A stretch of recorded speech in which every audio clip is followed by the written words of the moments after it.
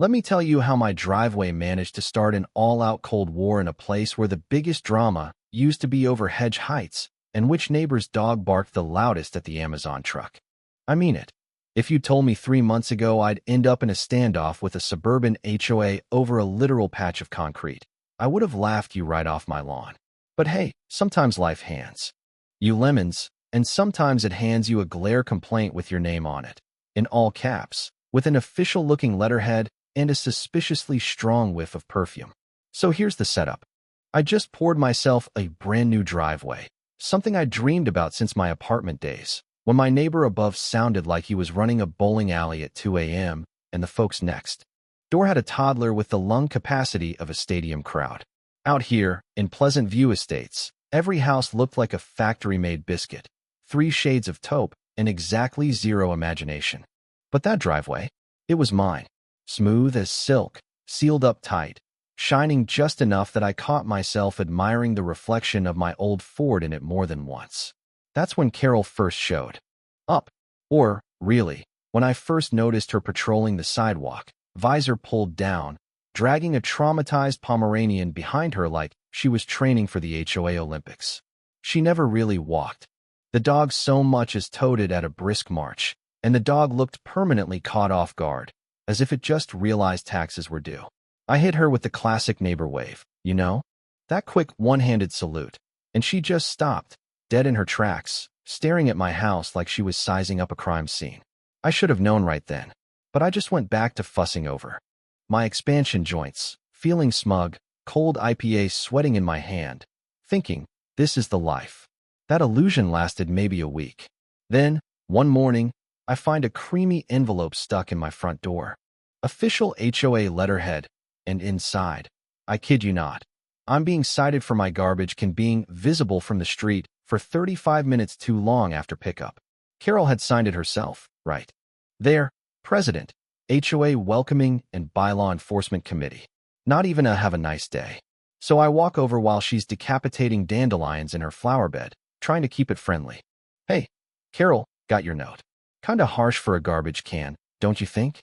Truck was late. She doesn't even look up. The bylaws are the bylaws, Alex. That's the line between order and chaos. You know what I mean? For a split second, I'm picturing our street devolving into Mad Max because someone left their bin out till 9:30. That was just the start. Next week, a violation for my lawn, being 1/4 inch over regulation. After that, my sister's gift gnome gets cited for aesthetic disruption. Pretty soon, I'm half expecting a ticket for exhaling offbeat. But then comes the real kicker, the glare. Picture this. Carol, storming over in wraparound sunglasses big enough to pick up satellite signals, stops dead in front of me. Alex, we need to talk. Your driveway's glare is interfering with my TV. I actually checked to make sure there wasn't a hidden camera somewhere. My driveway, with its matte finish, is apparently blinding her through her living room window, disrupting her soaps, and posing a public nuisance. She quoted the bylaw number from memory. I mean, this woman was ready for battle. Next thing I know, I get a letter so over the top I almost frame it. Excessive solar glare, aesthetic harmony. Remediate immediately. Fines threatened, meetings threatened, my weekend threatened. So, I call my buddy Dave, the kind of guy who never met a feud he couldn't turn into a running joke. And as soon as he hears the story, he's like, you should just paint it black. Make it a monument to darkness. I laugh it off at first. But after a couple more threats from Carol, something in me snaps. I drive down to the hardware store, pick out the flattest, stormiest gray sealer I can find, spend my whole Saturday repainting. Think that fixes it. Nope. Next day, Carol's out there with a light meter app on her phone, waving it around like she's checking for radioactivity. Still too bright, she announces, as if she's judging a dog show. You call this a solution? Now, I try to be reasonable. Carol, I'll plant a hedge, block the reflection. Absolutely not, she snaps. Bylaw 19F. No hedge over 4 feet. She hands me a glossy brochure for artisan slate pavers, with prices that make me dizzy.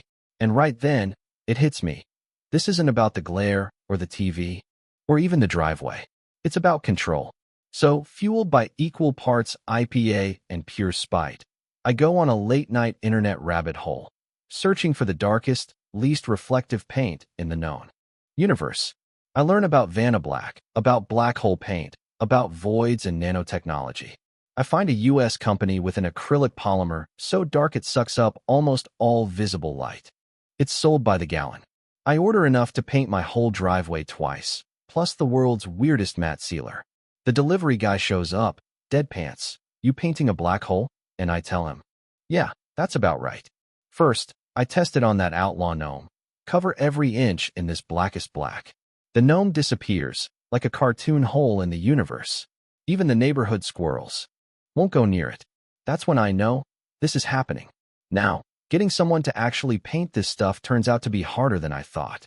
First, 2 contractors hang up, the third laughs and asks if I'm pranking him.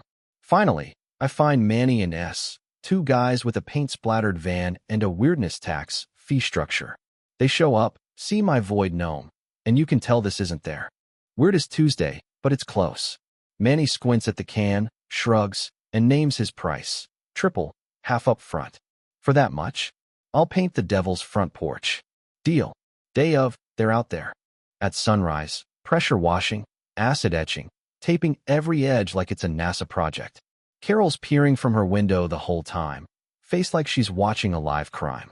Manny and S roll on the first coat, and my driveway starts vanishing, replaced by this rectangle of pure, light-absorbing black. It's unsettling. Even they keep glancing over their shoulders, like they're afraid they'll fall in. By the time they're done, my house looks like it's perched above a portal to another dimension. Carol can't take it. She marches over mid-job, demanding answers. "We're painting it black." "Ma'am," S says, totally deadpan. "Customer's always right." She spins and stomps off, probably to draft a bylaw about existential dread. When it's finished, the effect is wild. In the sun, the driveway throws off waves of heat, air shimmering like a desert highway. Birds veer off course. Leaves land on it and seem to float in midair. Even my next-door neighbor, Bill, usually silent as a stone, shuffles over, stares, and just says, "Dude, you might have overcorrected." But he's smiling, and you can tell he's rooting for me. Now, Carol's flamingos are another story. The first hot day, one of her plastic birds droops, neck sagging in slow motion from the heat coming off my new void. Carol comes running out, phone in hand, screaming, "He painted a hole in the ground. It's a hazard. It's melting my property." She actually calls the cops. 2 officers show up, take one look, and you can tell they've seen some weird neighbor disputes. But this is new. They circle the driveway, checking for, I don't know, signs of the apocalypse, then turn to Carol and say, "Ma'am, as far as we can tell, his driveway is just aggressively black." That line alone is worth every cent I paid in fines. The story blows up on Facebook. People are driving in from other neighborhoods just to take pictures. I'm the VantaBlack vigilante, the sultan of spite. HOA keeps sending me fines. I pay them. Memo line. Glare remediation. Carol's power shrinks by the day. Her reign is over, and everyone knows it. She won't even look me in the eye. Bob, her husband, starts giving me these little nods, like, "Thanks, man, you fought the fight we all wanted to." And that's how I ended up the proud owner of the only driveway in Pleasant View Estates that you can't actually see. Kids dare each other to run across it. I sit on my porch, cold drink in hand, enjoying a piece I had to earn one brushstroke at a time. Is it worth the ongoing fines? Every single penny. Sometimes, the only way to restore peace in the suburbs is to create a little chaos, or a black hole, right in your own front yard. But hey, that's just my opinion. What about you? Ever had to out-crazy the crazies just to win your slice of quiet? Let me know, because in this neighborhood, justice is as dark as my driveway. Smash that like, drop a comment below. Whose side are you on, and what would you have done? And if you've got your own HOA battle scars, let's hear 'em.